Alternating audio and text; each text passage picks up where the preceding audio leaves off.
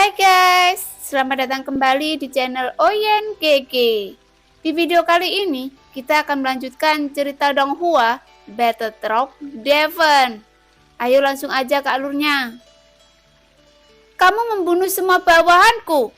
Siapa yang akan menangkap wanita itu untukku selanjutnya? Suara keras keluar perlahan. Yuto tampak serius. Xiaoyan masih meluangkan waktu dan mencari selusin orang ini satu persatu. Dari lusinan orang ini, hanya sedikit yang meninggal, dan sisanya hanya terluka parah. Tetapi Xiaoyan tidak melepaskan siapapun. Memegang lebih dari selusin cincin penerimaan di tangannya, yang membuat Xiaoyan tersenyum bahagia. Permaisuri memeluk kelinci Bingyun, dan kelinci melihat pemandangan ini. Tapi sangat akrab dengan perilaku Xiaoyan. Itu juga terasa sangat tidak berdaya untuk perilaku Xiaoyan. Tidak peduli apakah orang membunuh atau tidak, tapi cincin penerimaan harus tetap tinggal. Di antara cincin orang-orang ini, selain pil sumber yang dibutuhkan Xiaoyan saat ini, ada juga pil ki sumber ilahi yang agung.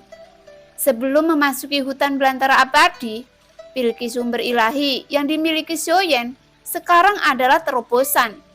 Telah mencapai 700 miliar dan sekarang pencarian berlanjut.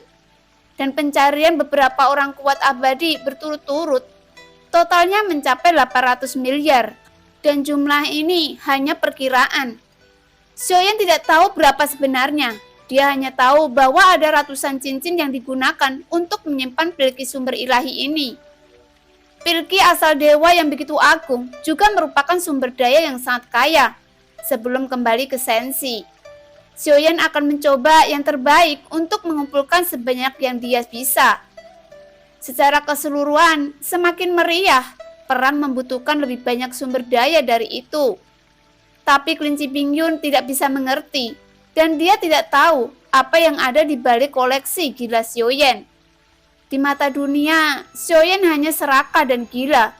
Setelah Xiaoyan berputar-putar, dia akhirnya sampai di depan dua wanita. Terima kasih tuanku, karena telah menyelamatkanku. Kedua wanita membungkuk dengan hormat pada Xiaoyan. Xiaoyan menatap kedua wanita itu, lalu mengulurkan telapak tangannya yang membuat kedua wanita terkejut. Tuanku, ini adalah... Kedua wanita itu memandang Xiaoyan dengan mata besar yang curiga. Melihat selusin cincin di tangan Xiaoyan yang lain, dan langsung mengerti bahwa Xiaoyan tidak mendatangi mereka. Dia juga datang untuk merampok, tetapi dia tidak merampok tubuhnya, dia hanya merampok uang. Setelah ragu-ragu sejenak, kedua wanita itu tidak punya pilihan selain menggertakkan gigi dan mengeluarkan cincin masing-masing. Dan Xiaoyan mengambil cincin itu dan menyapu mereka dengan kekuatan jiwa yang membuat Xiaoyan mengerutkan kening. Serahkan cincin asli Anda, atau saya akan menyerahkan Anda berdua untuk binatang buas. Xiaoyan berkata dengan dingin. Suaranya tidak rendah, setidaknya sampai ke telinga sosok tinggi di kabut abu-abu. Yuto hanya merasakan kulit kepalanya menegang ketika mendengar kata-kata itu. Sudah waktu yang lama, dan dia masih mengorek cincin orang lain. Permainan kata ini, bagaimana Anda bisa menyinggung kedua belah pihak? Sosok jangkung itu juga tiba-tiba terkejut, seolah-olah dia tidak menyangka Xiaoyan akan berani menghinanya. Duar!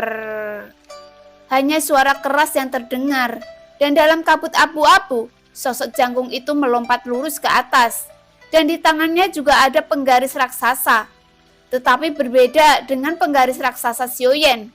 Penggaris raksasanya tertutup rapat dengan duri tajam, membuatnya terlihat lebih ganas. Yuto, hentikan dia! Xiaoyan berteriak. Yuto menampar dahinya, berpikir bahwa kamu benar-benar tahu bagaimana mengaturnya. Saudara Xiaoyan, cepatlah! Orang ini adalah langkah ketiga dari keabadian Kaisar, dan aku tidak bisa bertahan lama di tangannya. Yuto menggertakkan gigi. Dia harus menerima nasibnya jika dia menjadi anak muda. Oke, datanglah segera setelah kamu selesai meraih. Xiaoyan menjawab dengan acuh tak acuh. Yuto tidak punya pilihan selain menggertakkan giginya dan maju ke depan. Xiaoyan mengulurkan tangannya untuk meminta kedua wanita menerima cincin itu, dan Yuto bertabrakan dengan pria yang sangat tinggi dan kuat. Orang-orang sangat berhati-hati dalam pertempuran, dan mereka memiliki penilaian yang jelas di setiap titik pendaratan. Sehingga ketika dua orang kuat abadi bertarung, namun mereka semua takut akan batasan aturan di sini. Semua orang takut menyentuh aturan. Jadi Yuto yang berada di langkah kedua keabadian Kaisar dapat bersaing dengan pria di langkah ketiga keabadian Kaisar. Tetapi masih ada celah yang jelas antara alam kedua belah pihak. Setidaknya setiap kali mereka bertemu, Yuto yang akan selalu dirugikan. Kedua wanita itu tampaknya tidak mau menyerahkannya, tetapi sampai mereka tampaknya melihat permaisuri ramping memegang kelinci Pingyun tidak jauh, dia tersenyum lembut pada kedua wanita itu. Itu harus menjadi senyum yang sangat ramah dan menghangatkan hati. Tapi sepertinya kedua wanita di mata permaisuri adalah senyum ini fatal. "Ambillah, tuanku, ini semua milik kita." Senyum tiba-tiba muncul di wajah kedua wanita, dan dia dengan patuh menyerahkan cincin itu kepada Xiaoyan.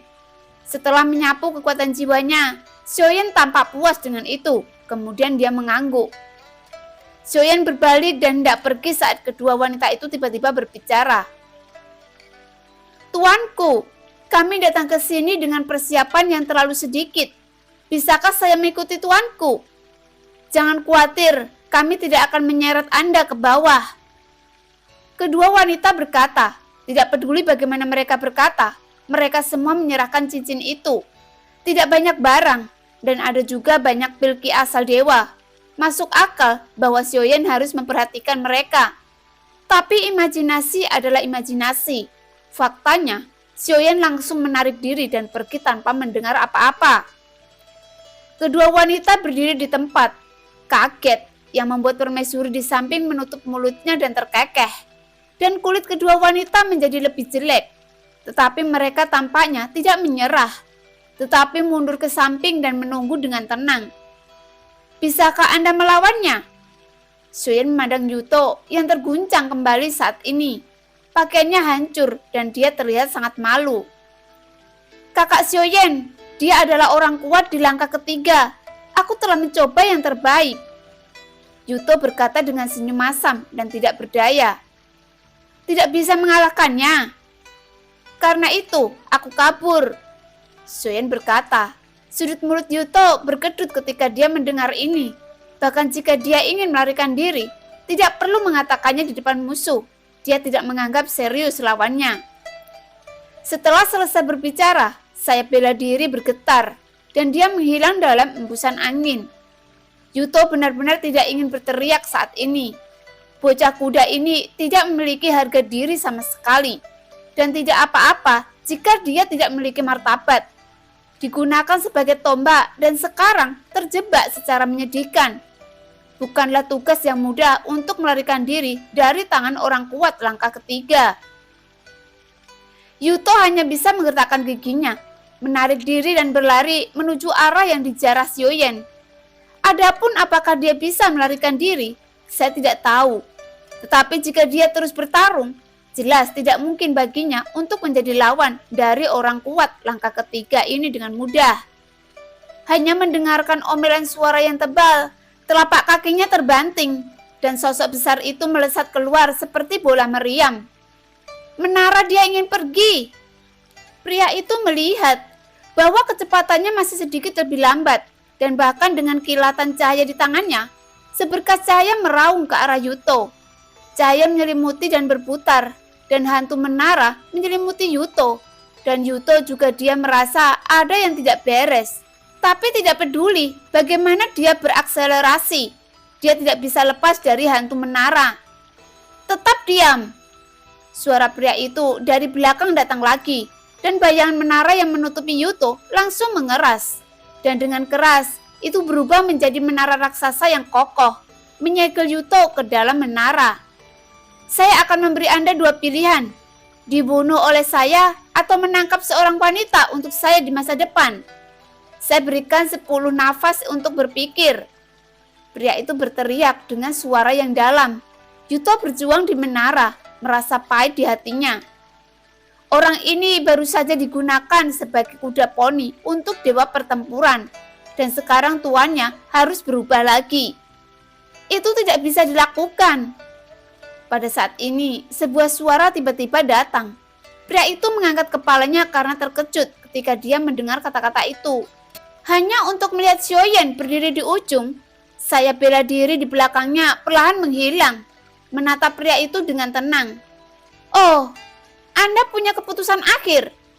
Dia sudah setuju untuk menjadi premanku, jadi dia tidak bisa membantumu menangkap wanita itu, kata Xiaoyan dengan serius, dan pria itu tiba-tiba mencibir. Apakah Anda dewa pertempuran di sini untuk membuat lelucon? Pria itu berkata dengan dingin sambil mendengus. Lepaskan orangku. Nada suara Xiaoyan tetap tegas dan mata pria itu tiba-tiba melonjak karena permusuhan.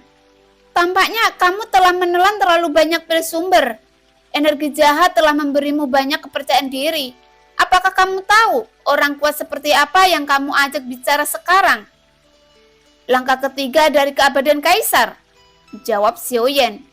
Karena kamu tahu, apakah kamu siap untuk mati? Pria itu menatap mata Xiaoyan yang tak tergoyahkan dan masih merasa bahwa kepercayaan diri Xiaoyan berasal dari energi jahat yang haus perang. Sudah selesai, berhenti bicara omong kosong, ayo lakukan. Xiaoyan mengangguk dan senyum muncul di wajahnya di mata pria itu. Senyum ini adalah ejekan yang tak ada habisnya padanya. Kamu mencari kematian. Pria itu meraung dengan marah, tetapi dia tidak pergi ke Yuto di menara tahanan, tetapi menginjak kakinya di tanah. Dan seluruh sosok besarnya bergegas menuju Xiaoyan seperti bola meriam. Sosok pria di mata Xiaoyan membesar dengan cepat. Pada saat yang sama, kabut hitam naik ke langit di belakangnya tersapu. Dan dalam kabut hitam, beberapa sosok terkondensasi. Semuanya memancarkan nafas keabadian. Ini adalah jiwa kuat abadi yang dikumpulkan oleh Xiaoyan. Membentuk jiwa emas, meskipun tidak mungkin sekuat sebelumnya, ia masih mempertahankan jejak kekuatan abadi dan tidak memiliki jumlah tertentu. Kekuatan tempurnya tidak dapat diremehkan. Xiaoyan mengirim 10 orang sekaligus jiwa emas. Kekuatan jahat yang kuat langsung menyelimuti pria itu, menyebabkan coraknya berubah. Meskipun itu bukan serangan Genesis-ki, itu membuatnya merasakan gelombang yang kuat. Saya melihat pria itu mengeluarkan peluit di tangannya, melemparkannya ke mulutnya, dan kemudian menarik nafas dalam-dalam. Kekuatan abadi bergabung ke dalam peluit, dan saat berikutnya dibanting olehnya. Peluit yang menusuk telinga tampaknya mampu menembus segalanya, dan bahkan Xiaoyan merasakan rasa sakit yang menggelitik dari jiwanya saat ini. Dan 10 jiwa emas yang paling dekat dengannya, semuanya menunjukkan rasa sakit di wajah mereka. Mundur lagi dan lagi, bahkan pada saat ini, kekuatan jahat juga mundur 3 kaki. Apakah ini kartu truf Anda? Hari ini saya hanya ingin memberitahu Anda apa yang bisa dicapai dengan metode jahat seperti pemurnian jiwa. Dengan metode ini, Anda tidak bisa menang. Pria itu mendengus dingin, dan peluitnya yang aneh mengejutkan ribuan jiwa. Dapat dilihat bahwa itu juga merupakan harta yang menekan jiwa, dan memiliki efek seperti itu hanya ketika diaktifkan dengan kekuatan abadi. Melihat ini, Xiaoyan sedikit mengernyit, dan sosok pria itu berlari kencang lagi pada saat ini. Dan penggaris raksasa di tangannya, yang bahkan lebih besar dari penggaris berat Xuan Xiaoyan, menyelimutinya. Kekuatan penindas semacam ini membuat Xiaoyan merasakan ancaman kematian, seperti tangan besar yang mencubitnya dengan erat. Jika dia menggunakan kekuatan keilahiannya untuk mengguncangnya dengan keras, saya khawatir itu benar-benar agar yang mengguncang pohon besar sekali, dan kesenjangan antara kekuatan tidak lagi berarti itu bisa ditebus. Pergilah ke neraka, sampah dewa pertarungan. Pria itu memarahi dengan marah. Sosoknya sudah muncul di atas kepala Xiaoyan, dan bayangan besar yang disapu oleh penguasa raksasa menyelimuti Xiaoyan. Pada saat yang sama, pada saat Xiaoyan berkelahi dengannya, Yuto berhasil membebaskan diri dari menara penjara.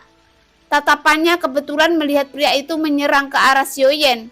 Pupil Yuto tiba-tiba menyusut, dan langkah ketiga kekuatan orang yang kuat. Pada level ini, dewa pertarungan manapun sudah cukup untuk dilenyapkan. Tetapi bahkan jika Yuto ingin bergerak sekarang, itu sudah terlambat. Yuto melihat Xiaoyan perlahan mengangkat telapak tangannya. Melihat gerakan keterlaluan Xiaoyan, apakah dia berniat menggunakan lengannya sendiri untuk menerima pukulan dari orang kuat langkah ketiga? Apa?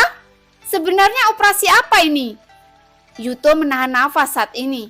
Pupil matanya hanya memantulkan penggaris besar yang diayunkan oleh pria itu, dan lengan Xiaoyan yang tampak lemah. Hingga saat berikutnya, gelombang kejut yang kuat melanda. Suara menderu sekarang mengaduk. Tuar! Kekuatan yang sangat kuat memicu badai, dan debu berterbangan dalam sekejap. Dan pada saat ini, Yuto berdiri tertiup angin, dan dia berantakan. Karena dalam gambar yang terpantul di pupilnya, pemandangan luar biasa yang tidak dapat dia bayangkan benar-benar muncul. Satu tangan, itu benar hanya satu tangan. Saya melihat 5 jari terentang, menangkap penggaris besar yang dilempar pria itu dengan liar. Angin kencang meniup jubah Xiaoyan dan mengeluarkan suara. Rambutnya berterbangan, hanya wajahnya yang ditulis dengan ketidakpedulian. Matanya dengan tenang menatap pria yang pupil matanya menyusut secara bertahap. Permusuhan dan rasa dingin di wajahnya diikuti oleh pencurahan dari kekuatannya yang memudar. Ilusi, ini pasti ilusi. Ini adalah pikiran pertama dalam benak pria itu yang memberitahunya bahwa meskipun penggarisnya tidak memiliki kekuatan penuh, itu juga mengandung kekuatan abadi. Belum lagi melenyapkan dewa pertempuran, atau bahkan langkah keabadian. Tetapi saat ini, satu lengan yang kuat tidak memihak, dan menangkap penguasa raksasa yang dirobohkannya. Pria kuat di langkah ketiga memang memiliki sesuatu, tetapi tidak banyak. Baru setelah Xiaoyan membuka mulutnya, pria itu pulih dari keterkejutannya. Wajahnya terkejut. Penggaris besar ini dapat diterima dengan cara ini dan tidak bergerak. Jelas bukan langkah ketiga, tetapi lebih kuat darinya. Langkah keempat atau bahkan langkah kelima itu mungkin dilakukan sekarang. Pria itu terkejut dan dengan lengannya yang sangat kekar, dia mencoba untuk menarik penggaris raksasa itu. Tetapi menemukan bahwa terlepas dari upaya terbaiknya, penggaris raksasa itu terjepit erat oleh 5 jari dan tetap tidak bergerak. Dengan desisan dingin, pria itu langsung menyerahkan senjatanya dan segera menembak ke belakang dengan kecepatan tinggi. Wajahnya diselimuti kengerian yang luar biasa.